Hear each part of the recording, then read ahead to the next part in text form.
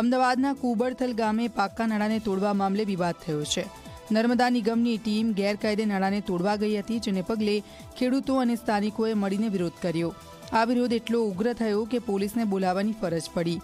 હાલ તો નાળું તોડવાનું ટાળવામાં આવ્યું છે, પરંતુ આગામી દિવસોમાં નર્મદા નિગમ આ નાળું તોડી શકે છે। નર્મદા નિગમની ડિસ્ટ્રીબ્યુશન કેનાલ પર સ્થાનિકોએ જરૂરિયાત મુજબ પાક્કું નાળું બનાવી દીધું હતું, જેને ગેરકાયદે હોવાથી નર્મદા નિગમની ટીમ તેને તોડવા પહોંચી હતી, જ્યારે આ હોબાળો થયો।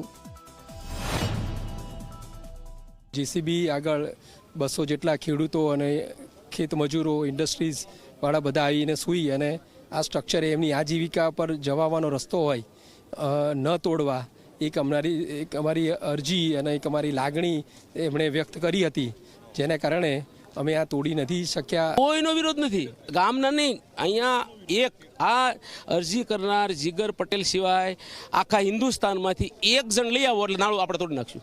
જાહેર હિતની વસ્તુ છે, વ્યક્તિગત હિત નથી। બે વ્યક્તિગત હિત તોડ કરવા માટે, માત્ર ને માત્ર તોડ કરવા માટે।